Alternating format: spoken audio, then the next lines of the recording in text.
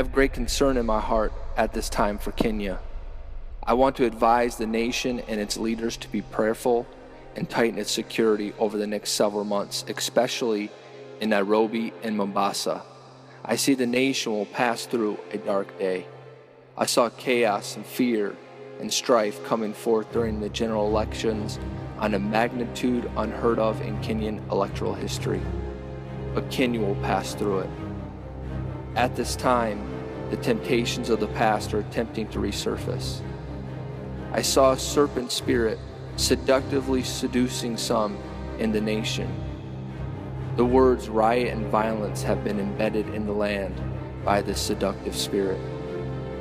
But I heard the Lord say, "In that day, with my great and strong sword will I punish Leviathan, the piercing serpent, even Leviathan, the crooked serpent, and I will slay the dragon that is in the sea of the people and bring clarity to their minds once again.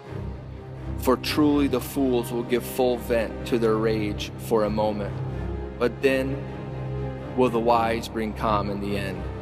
For I have sent my angels with jubilant trumpets in hand to release the sound of victory for the righteous in the land, and this sound will override the seductive sound of the serpent. The effectual, fervent prayer of the righteous has availed much, and I will give my people a jubilee and 5 years of abundant grace. Jubilee will stand, and Kenya will not be moved." I lifted my eyes to see into the Spirit, and angels were blowing trumpets in the month of July over the nation and sealing the Jubilee victory for the nation in August. There will be a shaking during the election, but in the end, I see hands shaking in unity with one another. What the enemy has intended for evil, God will turn it for good for the people. I see two hands tightly grasped together to form unity in the nation, and Leviticus 25 written in the palms of the hands. The Lord decrees over the nation of Kenya a double portion of Jubilee across the land. Yes, 25 and 25, a double portion, a perpetual year of Jubilee for the country. He will restore the agricultural industry again, and the seeds from this land will flourish to feed the nations. God will also restore the people and plant seeds of greatness in their minds. I see the technology industry soaring to greater heights in the coming years. The nation of Kenya is a lion, but its feet are in the shape of an elephant. I see this nation leaving a massive footprint in the telecommunications and mobile phone industry across the world in the coming days. Again, the next several months, there will be a shaking.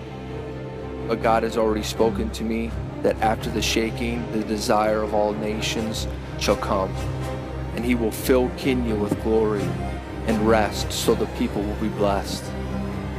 So have no fear in your hearts, Kenya, for God has sealed you with jubilee and prosperity. After a 3-day wait for the results of a heated presidential election that brought the country to a near standstill, a winner was finally declared. I therefore wish to declare Honorable Uhuru Kenyatta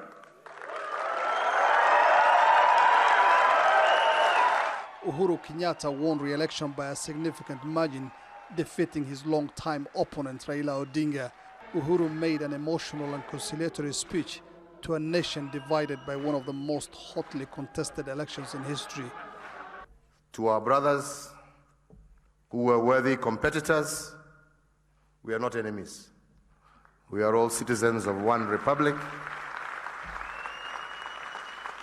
As with any competition, there shall always be winners and there shall be losers, but we all belong to one great nation called Kenya, and I extend a hand of friendship.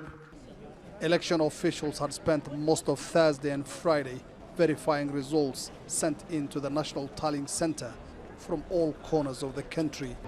Moments before the results were declared, agents of the opposition candidate Raila Odinga walked out in protest, saying they did not want to be party to the process of the declaration of the results. They say this is not the last we have heard of this matter. Raila claims the results are fictitious. The long-time opposition leader first alleged that a hacker had gained access to the Electoral Commission's database and then accused the Commission of concealing the actual results, which he said proved he was the winner. The Commission denied both claims but did confirm there had been a failed hacking attempt. At one point, the opposition claimed victory, fanning already rising tensions. I think this has been an entire charade. This is a disaster. You do not just hold an election for the sake of it. And the election is not about announcing winners and losers. Elections is a process, is about participation, is about exercise of political rights. In Nairobi, Kenyatta's victory was greeted with celebrations. Hundreds of his supporters gathered in the heart of the city. Protests followed the declaration of the results in parts of Kisumu, one of Kenya's biggest cities and an opposition stronghold. Demonstrators also burned tires, set up roadblocks and clashed with the police in parts of the capital, Nairobi. Security has been beefed up across the country. Most Kenyans are keen to avoid a repeat of the violence that followed the 2007 election, in which more than 1,200 people were killed. For people here, there is a sense of relief, but without the opposition conceding, also some nervousness about the days ahead. Mohamed Ado, Al Jazeera, Nairobi, Kenya.